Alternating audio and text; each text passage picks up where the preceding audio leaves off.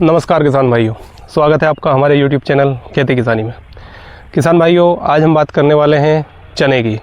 चने में खरपतवार की बात करेंगे, चने के उत्पादन की बात करेंगे, चने में कब कौन सा स्प्रे करना है इसकी बात करेंगे और चने का उत्पादन आपको कैसे बढ़ाना है इसकी बात करेंगे। किसान भाइयों, सबसे पहले हम बात करते हैं चने में उकटा रोग, उमसने का और इसका कैसे निराकरण किया जाए, इस बारे में कौन सा स्प्रे इसमें किया जाए, इस बारे में मैं आपको जानकारी दूँगा। सबसे पहले किसान भाइयों, जो चना हमारा उकटेगा उमटेगा वो आपका उकटने लगेगा। आप जब इसमें सिंचाई लगा देंगे उस समय ये चना उकटेगा।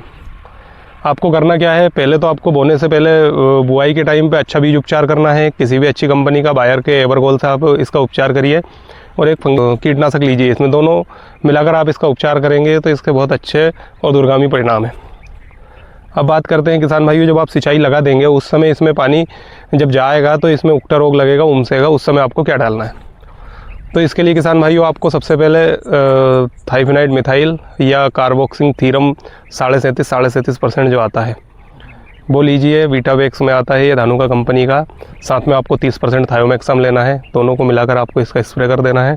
इससे आपको काफ़ी हद तक आपके चनों को आराम मिल जाएगा। अब बात करते हैं किसान भाइयों चने में खरपतवार की।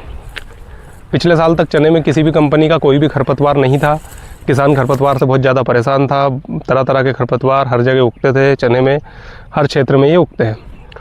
पिछले साल किसान भाइयों पीआई कंपनी का इलाइट एक प्रोडक्ट आया था जिसमें टोपरामाइजिन 336% है जीएल फॉर्म में। उसको हमने चने पर स्प्रे करवाया था। ये मक्के का भी चारा मार है, मक्के में भी खरपतवार को नष्ट करता है और ये चने में भी नष्ट करता है। इसका प्रयोग हमने किया था 15 ml पर एकड़ के हिसाब से और इसके अच्छे और बेहतरीन परिणाम सामने आए हैं। इस साल भी हमने 10, 12, 15 रोज़ पहले ये करवाया था इसका स्प्रे चने में, जिसमें टोपरामाइजिन है, इसका स्प्रे करवाया था। अभी भी इसके रिजल्ट अच्छे हैं और खरपतवार पूर्ण तरीक़ा से नष्ट हो गए हैं।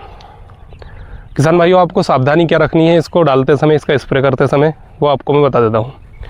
सबसे पहले आपको इसमें पर्याप्त नमी होनी चाहिए। सिंचाई के 3 या 4 दिन हुए होने चाहिए, नमी हो बराबर खेत में, उस समय इसको डालना है। साथ ही आपको इसमें कम से कम पर एकड़ के हिसाब से 7 पंप बनाने हैं। पानी इसमें ज़्यादा देना है आपको। 7 पंप बनाकर 1 एकड़ जगह में डाल दीजिए। इससे आपका होगा क्या, चने पर असर नहीं होगा और खरपतवार पूर्ण रूप से ख़त्म हो जाएगा। ये सभी तरह के खरपतवार पर काम करता है, कोई भी खरपतवार इससे छूटा नहीं है। सभी खरपतवारों को ख़त्म करता है, सभी तरह के चारों को ख़त्म करता है।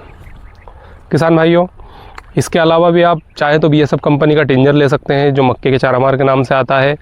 चारामार होता है वो मक्के का, लेकिन इसका भी प्रयोग आप चने पर कर सकते हैं। इसके भी अच्छे परिणाम हैं क्योंकि इलाइट और टिंजर दोनों में फॉर्मूला एक ही है।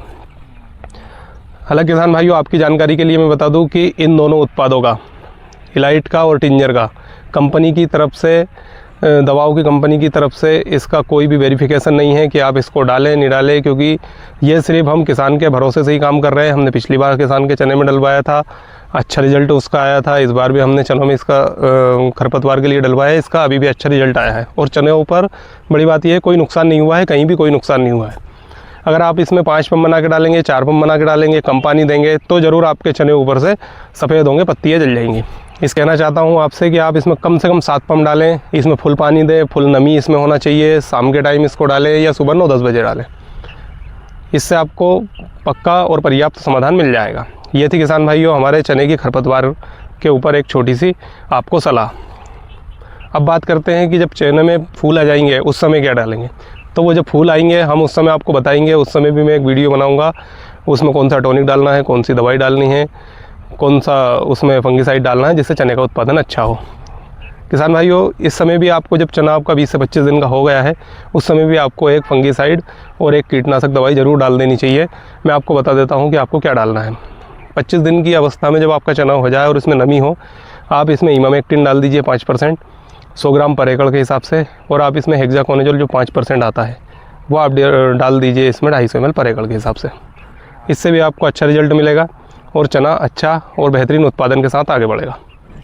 धन्यवाद।